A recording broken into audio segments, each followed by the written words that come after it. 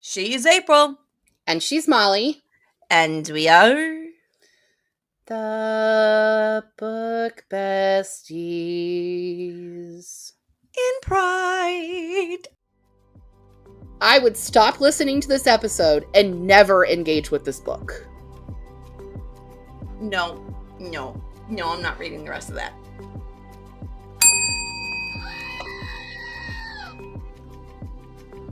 Like these kind of werewolves?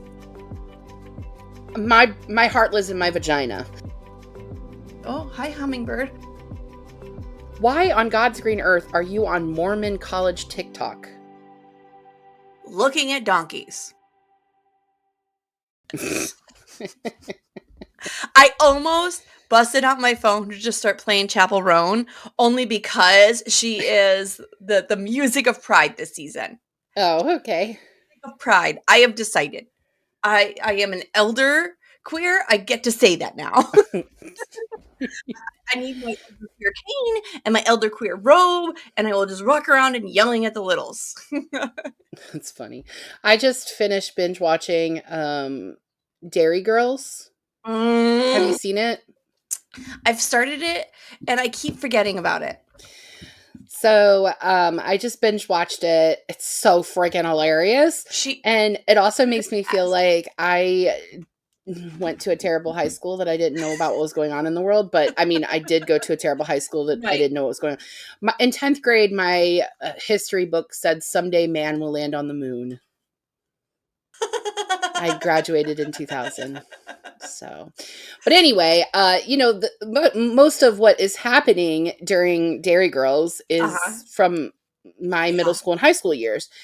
But I started watching it because I absolutely am obsessed with Nicola Coughlan now. So much. I'm obsessed with her. And what I really like about her character on there is lesbian. Yeah. And when she comes out, at first her friends are like, no, you can't. No. And I know her friends on their show, they're like, are you sure? They're like, no, go back in the closet. At one point, she's like, I'm trying to come out. They're like, go back in. So anyway, for the rest of the series, they all wear rainbow pins every single day.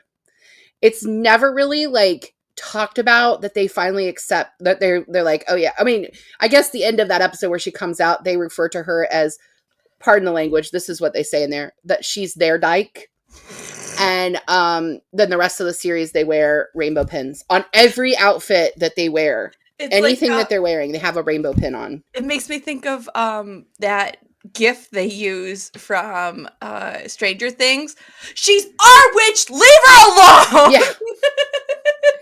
She might be crazy, but she's our friend. So get away from her. Right. No. And I sent you a TikTok this morning about using Taylor Swift lyrics about if I have to hear one more time that Pride isn't for bi females who are in a relationship with a man. Bisexual includes the fact that you may date men or be married to them. Or men who are straight passing as well, who are not. I'm not saying my husband's straight passing. My husband is hetero gets, okay? Mm-hmm. I'm not, but there are so many couples that look like Matt and I, right? That are a completely queer couple. Either because someone is trans or someone is pan, or it doesn't matter. Yeah. Just because someone looks straight passing does not mean they are straight. Yeah. And speaking of, I put a correction on last week's episode note. We were talking about Alexis Haley and his books, and one was the Duke and I, or something like that. And that actually, it is a transgender character. Oh, is so, it? It's a transgender woman. And it actually seems to be, reading the synopsis, it seems to be a retelling of a Shakespeare play, not modern because it's still historical romance, but a retelling. But anyway, transgender, and there's trigger warnings in that book if you read it, because the people that knew her before she affirmed her gender publicly referred to her by her dead name and sometimes use he, him pronouns when referring to her. That, for book challenge, for our private one, I used The Princess and the Grilled Cheese. And I saw that. I was like, what is this? It's so freaking cute. Let me grab it. Hold on. It is, where is it? It is so goddamn cute. Oh, don't mind the wedgie. You're just picking a wedgie on... Leave me alone. Here it is. Here it is. The Princess and the Grilled Cheese. Okay. It's a graphic novel. Uh-huh. So the premise of this is, this lead, their father dies, and they're female, but they prefer to dress male. So and she refuses to marry a man, and that's the only way she's going to get her wealth, right? So her butler and like her family like tries to help like the people that are left, because there's no like blood relatives left, decide to hide her as a man in another part of the country. And he starts to fall in love with a princess. And there's a lot of cheese puns, and it's super cute, and there's miscommunication. It's super adorable. It is a really fun, if you're looking for a really fun, light, queer read this, like for Pride, this is so cute. This just makes your heart happy. This is just fun and light, and so like their names are Lady Cammonberry. You have Princess Brie, because of the cheese. Like the cheese. There's a romantic grilled cheese involved. It's a whole thing. But the author wrote this for her wife. Aww. It's based on them and their love for cheese, and it is just... I like that. It is super fucking sweet. I read There's even a picture of the author and the wife in the back. Oh, so I'm currently... Nurse Katie and I started Smut Girl Summer because it's June. And I have not quite finished the first book yet, but it is a queer romance. It's called Late Bloomer. And I'm quite enjoying it. Is this the wolf one you guys thought was like YA? No. That one I read by myself. I'm going to tell you about that one in a second. But this one, it's really funny. And Late Bloomer looks good. It's on my TBR. It's really funny and it's really cute. And both the main characters are neurodivergent, and I sort of love that. The one is autistic. She's labeled autistic, and the other character is neurodivergent, but doesn't have like a specific divergence that she's actually labeled. And Katie's already finished it, and she absolutely loved it. And I'm maybe about halfway. But I read Wolf's Song by TJ Klune. And we love TJ Klune on the pod. We are TJ Klune stan. Yes. Pod. We're going to cover him again in the fall in season 8. With Nurse Katie. With Nurse Katie. But this series is one that he self-published before he was TJ Klune. Before he was the TJ Klune. Yeah. Right. So now his publisher has republished it and packaged it. And so the final book in the series comes out in the official publication this summer. And I own 2 of the books from the Barnes & Noble special editions. And I do intend to read the whole series, but I really... And it's queer, and it's werewolves. Okay. And I love a paranormal romance. Werewolves? Honestly, it's like Twilight. It is. There's a lot of like Twilight-y, like it directly references Twilight. Like I'm going to call out this nerdiness of Twilight, and then it doesn't do a good job of like pulling away from Twilight. But my biggest issue with this book, it's TJ Klune, so it's well written. Okay. Yeah. The writing was there, the world building. I mean, he can build a fucking world. He can make characters, right? He can make people feel in his novels real. Yeah. His characters are instantly real to me. He builds a fucking world like no one. I mean, like, he's really good at it.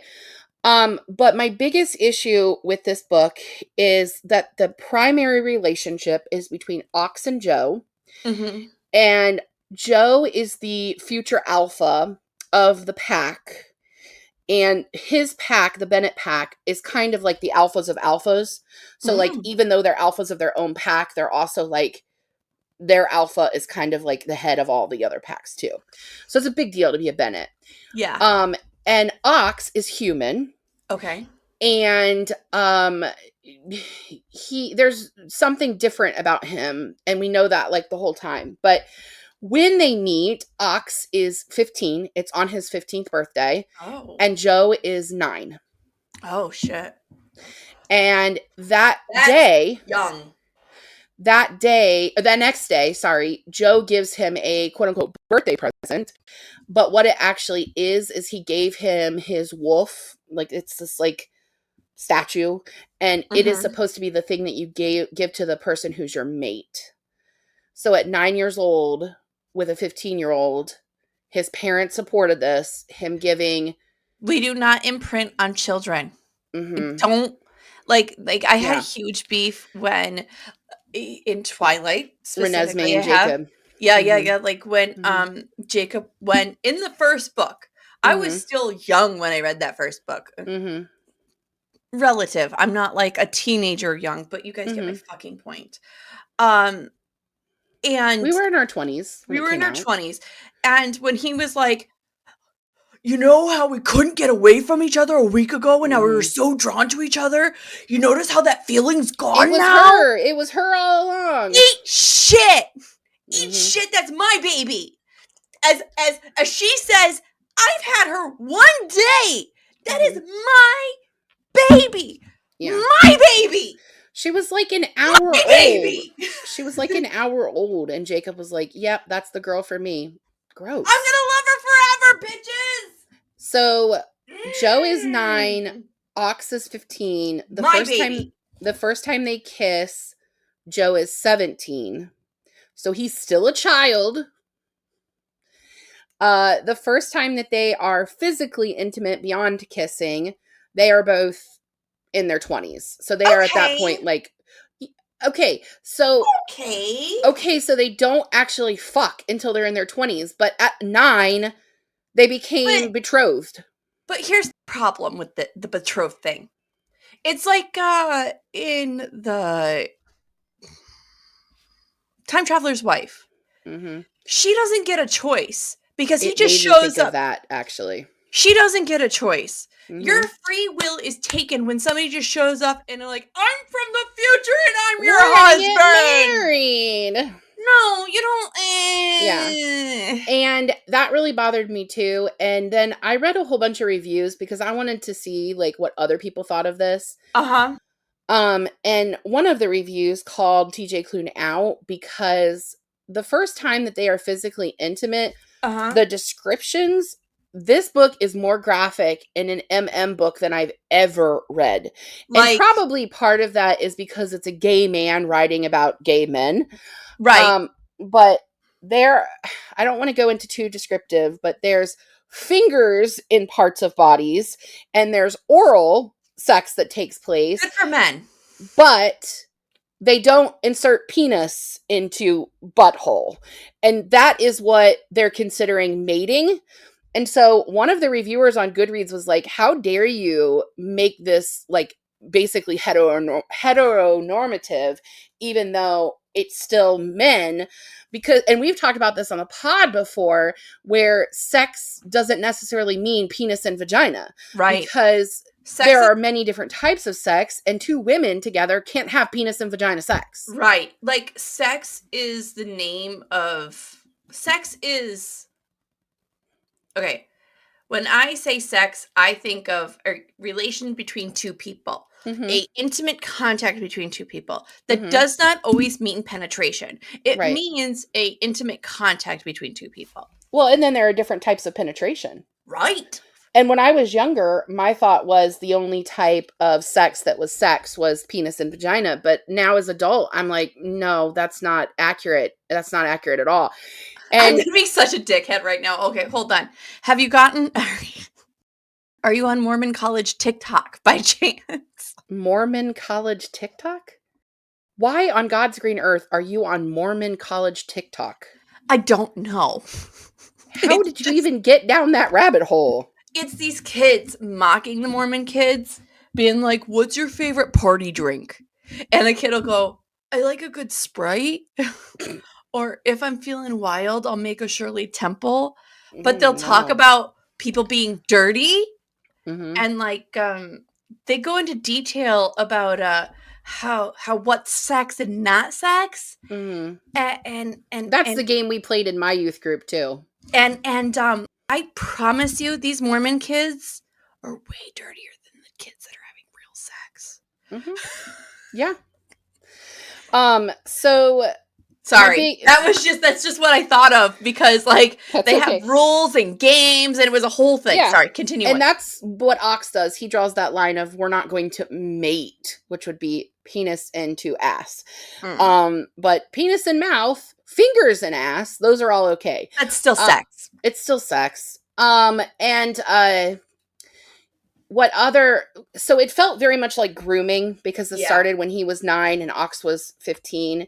And I know this is not what people tuned in for, but I'm still going to give it, because this is Pride Month. I'm reading a queer book, and one of the things that we hear so many people who are anti-pride and anti the queer agenda is that they're grooming. Yeah. And I feel like this book really is an example of grooming. Yeah. Ox had sex with men and women before he had sex with Joe, and it is explicitly said in there he was glad Joe waited for him and he was going to teach him. Gross. So gross. Gross. So I plan to read the rest of the series, but TJ Klune, you're on thin ice. It's mostly because I really like the world building, and a lot because I've already bought the first 2 books in special edition, and I need to justify it. First novel ever?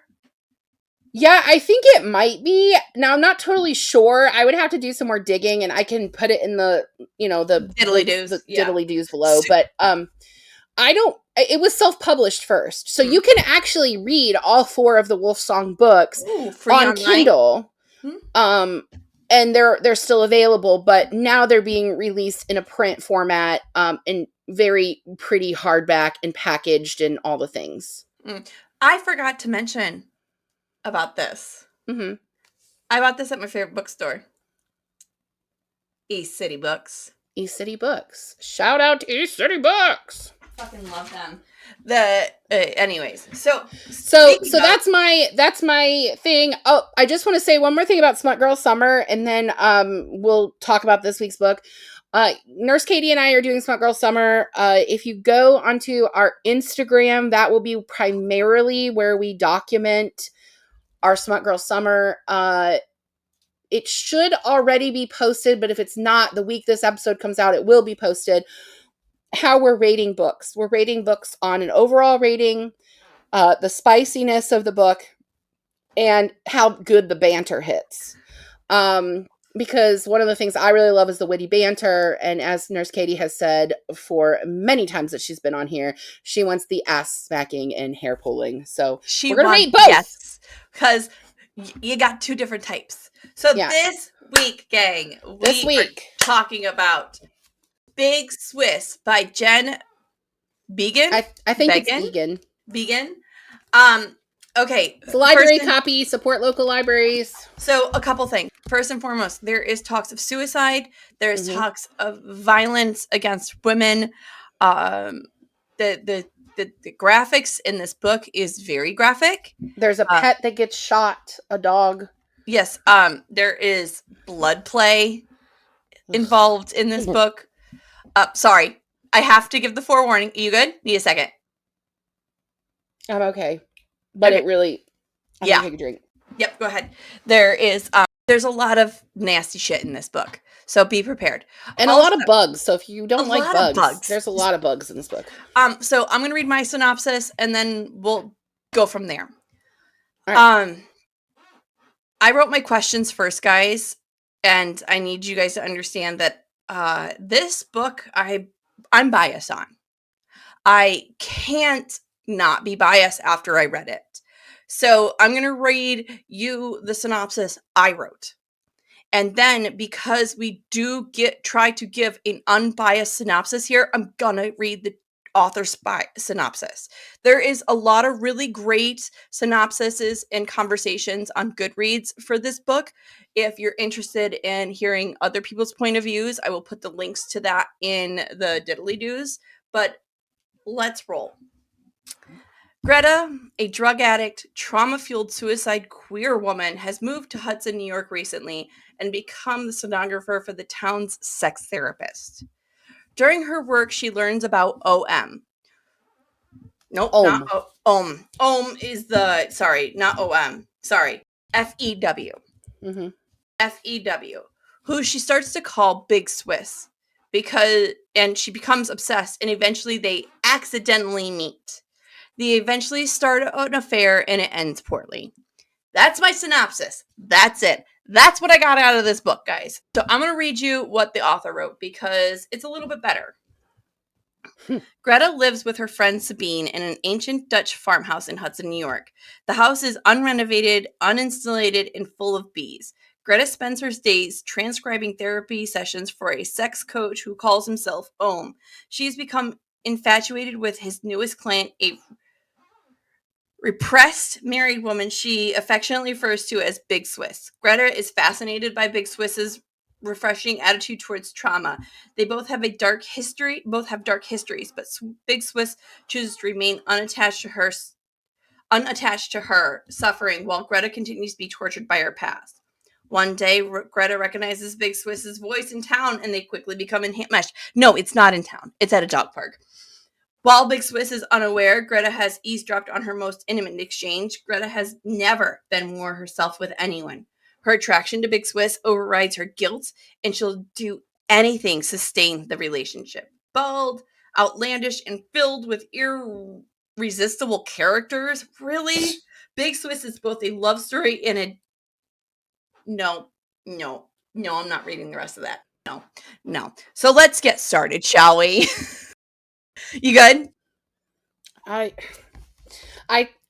want to go on record that I texted you after I finished this, because I finished this before you had a chance to start it, because work has been this endless reading of audiobooks because we've been doing renovation You're stuff. In the middle of stuff, yeah. So and I've been writing, so like I haven't been at the same reading pace. This was no judgment of you. I but know. It's a little bit of judgment of you because you picked this book. But I picked this. We'll get to that. I want to go on record in saying that this is one of my top 5 least favorite books we've done on this pod. It's one of the 5 worst. Here's the problem. And this book is a perfect example of being a mood reader and it just not being what you expected. So the thing is, sorry, go ahead. I saw this book originally at Barnes & Noble's. And the Barnes & Noble's reference said a fun, slightly chaotic sex therapist and like love story gone awry. That was kind of like the like this chaotic queer love story. That was kind of the way it was described. I was like, okay. And the cover looked wild, and I love a good funny cover. So it was like, I'm here for it, right? Not it. So you can go ahead now. I'm sorry. I often pick books by cover too. I mean, I definitely have preferred genres. Like, I'm probably never going to go into a bookstore, see a book of a woman walking away, and be like, yeah, that's for me. But this cover did not do anything for me. Like, I wouldn't have been like, yeah, that's the one for me. It looks silly. I was like, okay, this looks stupid. Why would you put a woman screaming? I actually thought that she was being sexually assaulted. Her blouse is pulled all the way down, so the only thing we don't see is like nips, and then her mouth is open like she's calling for help. I thought she was being sexually assaulted. This is supposed to be Big Swiss having an orgasm. Yeah. Well, for the first time. Well, yeah. So when we make our lists, people need to know this, because this is good background information for how we actually make Book Besties. If I picked all the books, which I don't, we alternate weeks. If I picked all the books, our podcast would be a primarily romance book driven. It would have fantasy in it and a little bit of sci-fi, because those are my preferred genres. if I picked the books, that's what we would do. If you picked all the books, it would be fucking chaos all the time. It would be such a chaotic mess. We would have no central point. No, however, that's why we have the perfect balance, you and I. Right. That's what I was going to say. However, us mixing our preferred genres together, it makes our podcast more appealing to a wider audience. And like, I never want to read historical fiction. We wouldn't do it if it weren't for you. Oh, and love it, though. We need to do historical fiction because it's a genre that it's a very popular genre, and it's our primary audience is women, and it is a primary genre of women. Yep. So so when we create our list, we both can veto some of the things that we are like, no, I'm not reading that. I veto anything that has like demons in it. And I'm like, no, Molly, I'm not doing that. Except for the one you did read, the TJ Klune with the baby devil. I did. House on the Cerulean Sea was one of the best books I've ever read. Facts. I didn't know it was queer. I didn't know it had the Antichrist in it. It was one of the best books I've ever read. And you did pick that one. And so the funny thing is that was a fan suggestion. It was. Thank you, Leslie. Leslie suggested that. The thing is that my top 2 books for this podcast were both ones that you picked. Mm-hmm. My top 5 least favorite are also ones that you picked. I'm telling you, balance. It's a hodgepodge, man. But that's the thing about being a mood reader. You're gonna get like, I have Wayward on my list. Oh, it's on my list too, even though it's historical fiction. I want to read it. Yeah, but it's also supposed to be really dark and gross and a little scary. And I didn't want to put it on pod because I thought it would be too much for you. But I also have I also have a couple dark Brahms on there, and I know you won't read those, right? Like, so we're gonna read Butcher and Blackbird, and I'm gonna host that one, and that is like cannibals. I'm really concerned about that one for you. I am. Well, Katie read it, and she said I would be okay. Okay, because there is cannibalism. I know. Super gross. Okay, can we do question 1? Yeah. I mean, honestly, at this point, I'm trying to avoid at all costs having to talk about this book. We will get through this really fast. I am certain of it. Well, good. We've already filled 26 minutes of content. Halfway there! The reviews of Big Swiss are all either raves or hate this book. There is no middle ground. What did you think of Jen Beagin? Why can't I say her last name? I don't know how to say it. I think it's Beagin. Beagin, Jen Beagin style. Also, she lives in Hudson. I don't know where Hudson is. Like New York? Like the main plot point of the book, that's where she lives. Oh, okay. The setting is her home, the town she lives in. So she's a New Yorker transplanted.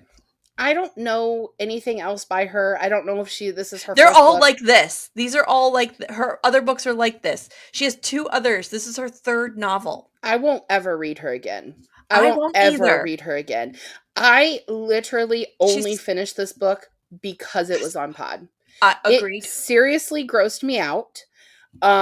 In case you guys missed, about 15 minutes ago, I literally gagged because it's so gross. Because we talked about, I'm not going to repeat it, but Tom can put the words. I mean, he doesn't even need to. We're going to have to talk about it. That's how disgusting this book is. I'm prepared for it now because I was not prepared for it to be in the trigger warnings, but I am prepared for it now. That's okay. That's why we have trigger warnings. I know. But for them, not you, boo. Listen, I want people to listen to our episodes, but let me just tell you, this is my summation of how I feel about this book. If I were you, I would stop listening to this episode and never engage with this book. That's what I would do. Wow. Greta, our main character, feels more like a stream of consciousness and less like a main character. I constantly throughout this book was wondering the point of it all. Do you think the author had a reason for this writing style? There's no plot in this story. I mean, okay, so this is a romance novel. To a degree, there's romance in it. There's a lot of sex in it. I read a review on Goodreads that somebody said, books about chaotic women is my new favorite genre. And they gave this 5 stars, and I was just like, no. But even when there's sex in the book, so because I'm a romance reader and I like the spicy plots, when Big Swiss and Greta are having sex, Big Swiss often describes it as, when I'm on top, it feels like I'm doing my job, because she's a gynecologist. And they literally talk, it's like they're just fucking each other to get off, and there's no intimacy. No. Big Swiss has her first orgasm with a vibrator, and after encouraged her to do that, and then she's basically just doing anything that she can to get off. It's not about sex or intimacy. It's about orgasm.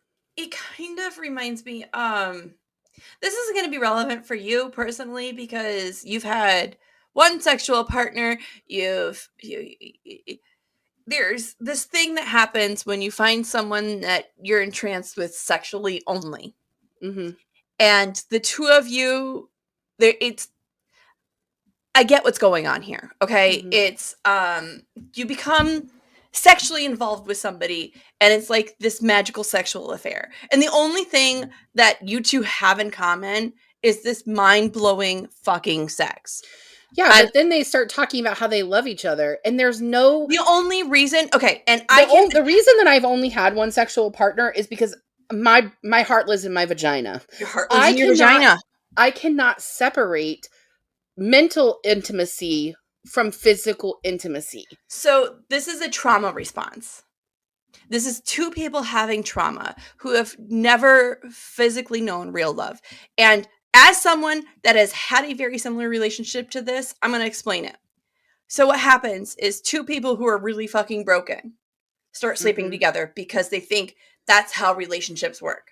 Mm-hmm. And the guy that I was doing this with, and I'm going to be super vague because I do have people in my life that listen to this that will be able to do the math. And this guy and I were sneaking around.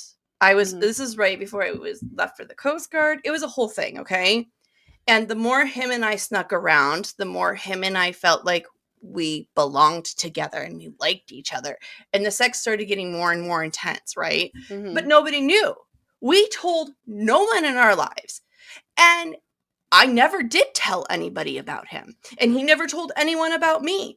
But we remained friends after it ended because we both realized we were getting into this spiral of, we think this is something more than it is. And the sex just amplifies that feeling. And it's that my heart is in the vagina thing, right? Even though, because we were both broken humans. Oh, hi, hummingbird. Because we were both broken humans.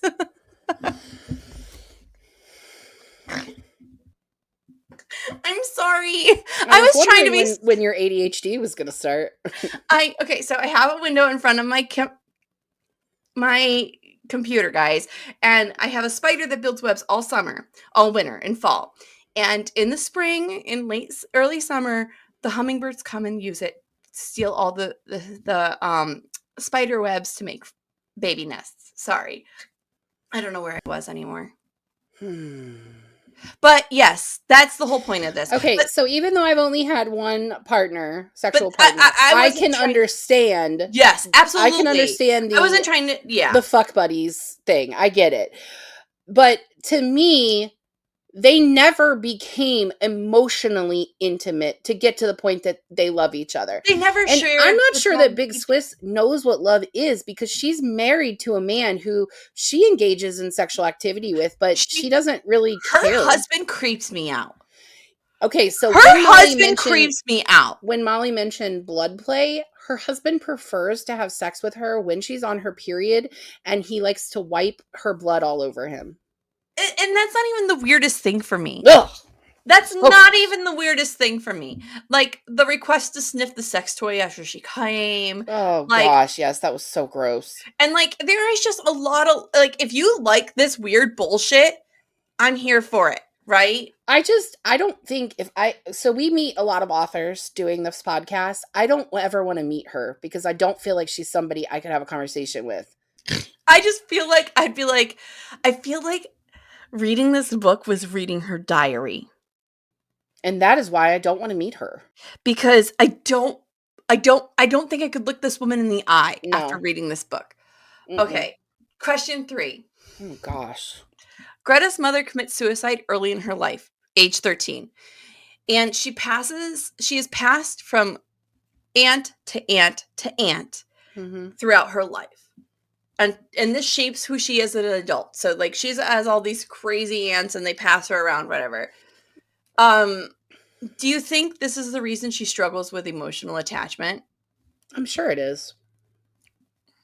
I mean, it makes sense. Like the one aunt made her hyper religious, right? And the other aunt was like, "You're brainwashed," and so like they're just constantly just it's rinse, wash, repeat, right? We learn at the end that she also carries some guilt because she believes she's the reason her mom killed herself because she knew her mom was suicidal and she was like, well, She you pretty should much just gave kill her yourself. permission. Yeah, just kill yourself. Yeah, but go ahead. go ahead, just do it. That's gross, by the way. Don't tell people to do that. Also, this book starts, I listened to the audiobook, and in the first 9 minutes, and I know it's 9 minutes because that's about how long it takes me to shower, except when I'm washing my hair. Girls, you know.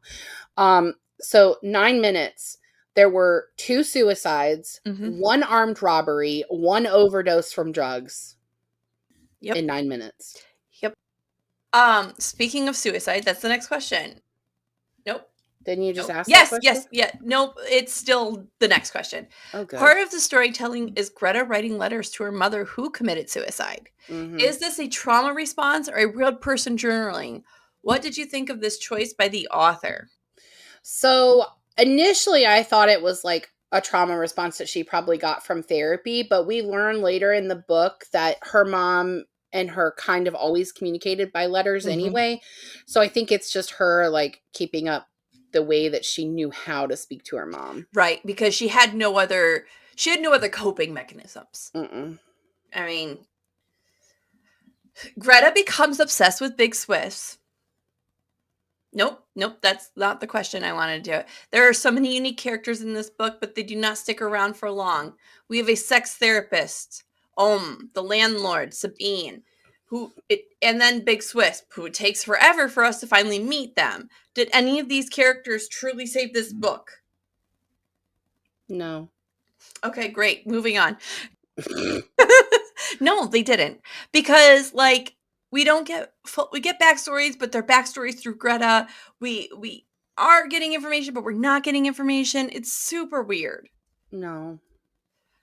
Greta becomes obsessed with Big Swiss because she is listening to her sex therapy sessions. HIPAA! Katie would be screaming right now. Yep. Katie would be screaming right now. She eventually finds her in their small town out at the dog park, and they eventually have an affair. Thoughts on the affair with Big Swiss? Is it believable? No. No, not at all. No. Is it? It's just stalking, right? We're listening to a stalking story. I mean, they meet by chance. Greta lies about her name. Then she's Rebecca. She goes by Rebecca. Yeah. No. I think I've exhausted all my energy to talk about this book already. We gotta finish it though, babe. It was so bad. It was so bad. Bugs are everywhere in this damn book. Everywhere. So gross. Bees, maggots. There's maggots, because the maggots grow in where the beehive was. And then there's like beetles or some shit in the sheets. It's really gross. Is this some sort of symbolism or is just the author just making this house gross? I don't fucking know. You're the one with the masters. Help me here. Teacher, I want to say that it's symbolism. Actually defines it for her later, but the truth is, it was just fucking gross. It did remind me a little bit about the metamorphosis, which is totally fucking unhinged. Where a man thinks he turned into a beetle. If you don't know what I'm talking about, just read the synopsis because it's not worth reading the book. But it reminded me of that because there's just so much like graphic bug talk. But the fact that like Big Swiss calls her out on this, she's like, you have accepted that this is the way to live. Yeah. That there's nothing better. You know what's... it feels like a punishment, a self-deprecating punishment for for telling her mom to commit suicide, I mean, right? she's a grown woman at this point. Isn't she like in her 45. 50s? Oh, she's in her 40s. 45. And her roommate who owns the house is in her 50s. Yeah. Like, you don't need to accept this. Like, she's done okay. And Greta, in Greta's mind, she's done a lot of shitty things, right? She slept with Sabine's son. Did she sleep with him? I thought she just liked him. She said she had an affair with him. Oh, I didn't remember that they actually slept together. Just that she had a crush on him, which is like, ew. Yeah. Okay, so I'm on number 9, okay? So we're getting there. Yay, Sabine's yes. dad likes her too, wants to fuck her. So fucking gross. I want to use chapter 10 as an example for this question. For those following along, playing the home game, pull out your books, kids. Don't read this book. Don't read this book. During this chapter, the author is talking about a dream house Greta had, but also she's interacting with Big Swiss. This is a perfect example of how this book is muddy, because in this chapter, we're going through subconscious to real life, and we're constantly going from Greta's subconscious back into the real world, back into Greta's subconscious. And during this chapter, like, they're having sex and all these things are happening on, but Greta is monologuing the whole time. So you never know if we're in the moment with Big Swiss or if we're in Greta's head. So this is throughout the book. This is exactly how the book is written. Do you think this is a writing style choice, or it's just something else we're not getting? I mean, I guess it's a writing style, but frankly, this is how I feel. Like, it makes no sense to me. As a writer, it makes no sense to me. I pulled the book out. I was flipping the page. There is no breakdown. There's no physical construct. There is nothing that makes sense to me in this book. Have you read The Yellow Wallpaper? That's what I was about to talk about. It makes me think of that. Like, she read this in high school and was like, this is what I want to write the rest of my life. I wonder if I'm just yeah, you look. Yep, she has an MFA in creative writing. It's exactly what I thought. Actually, somebody I was reading. I have a creative writing degree, so step lightly, friends. I was reading some of the reviews on Goodreads, and one of them was, "We get it. You have an MFA." But here's the thing. I've constantly considered getting my MFA, and I would never write anything this pretentious. I don't agree with you that it's pretentious. I think it is. I think it's stream of consciousness and chaotic. Pretentious people like it.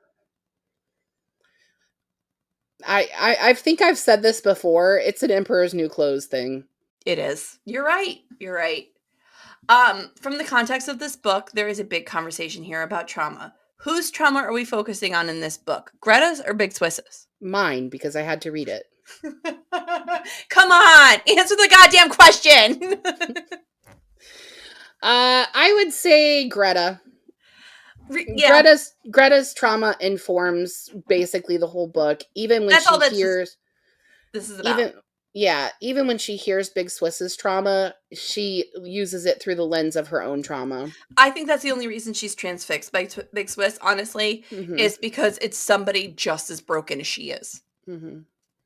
And she's like, holy shit, she can't have an orgasm because she was abused. She's way more fucked up than me. Like, that's where it just, in her subconscious.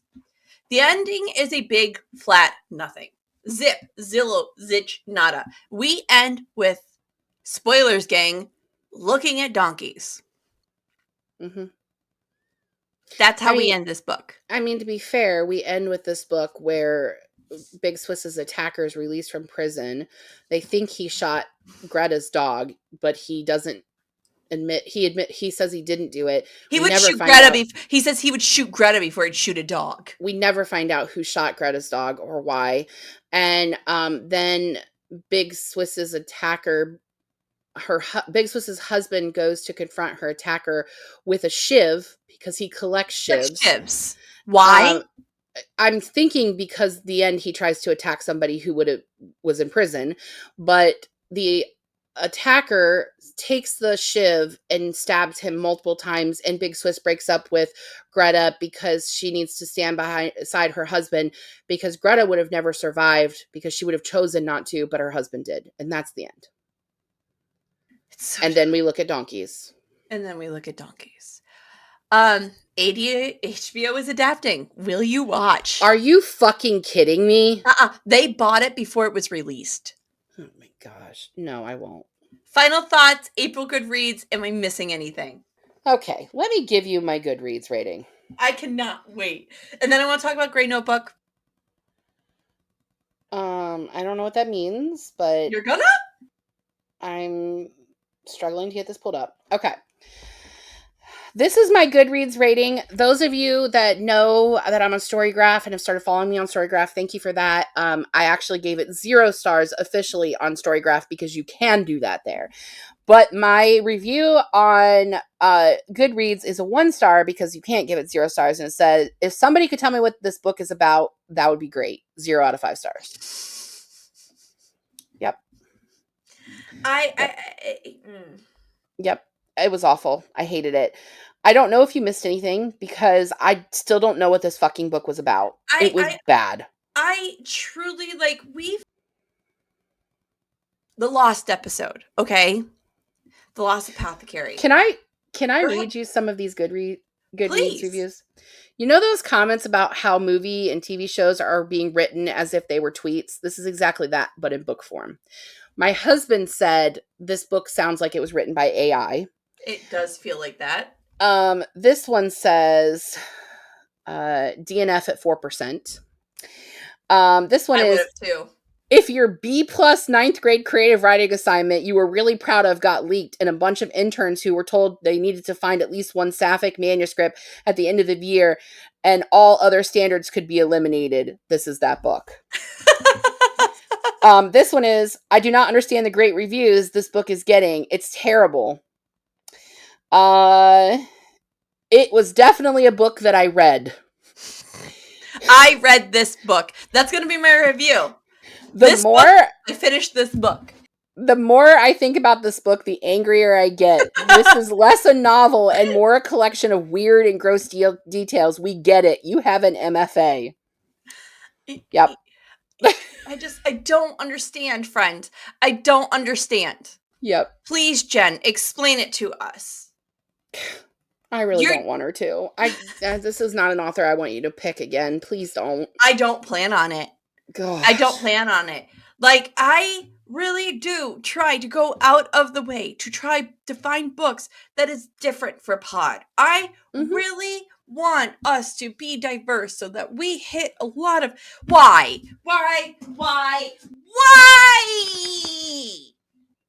Yep. I concur. All right, you want to talk about what we're doing next week? Please. All right, next week we are reading The Celebrants by Stephen Rowley. And I have finished this. I had a bookmark in it, but I have finished it. And I know you started it. And he narrates the audiobook. This is a library copy. Support local libraries. This will be our last book of season 6. Is it right? I want to say one nice thing about this. Oh gosh. The narrating was really good. The audiobook narration had 3 voices. It was male and 2 different females. It made the book. It saved it.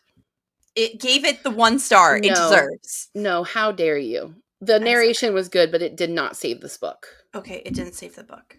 The narration was good. It's what made me not text you and say, fuck you. That's what it did. You absolutely should have just texted me and said, fuck you, Molly Biggs. Molly Biggs! What the fuck?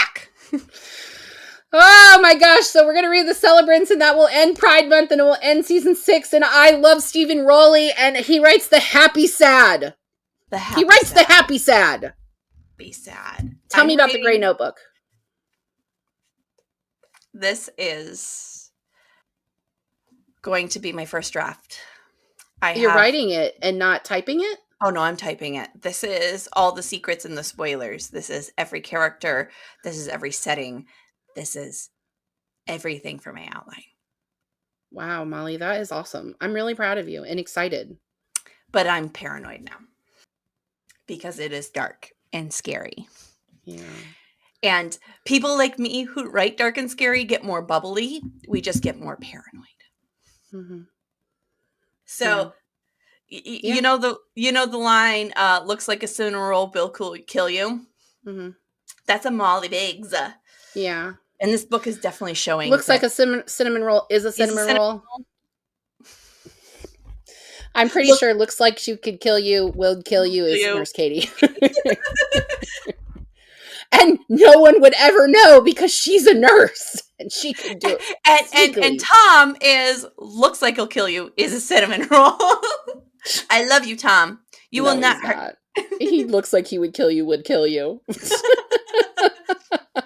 Actually, it's probably more accurate that Katie looks like she would kill you, but is a cinnamon roll.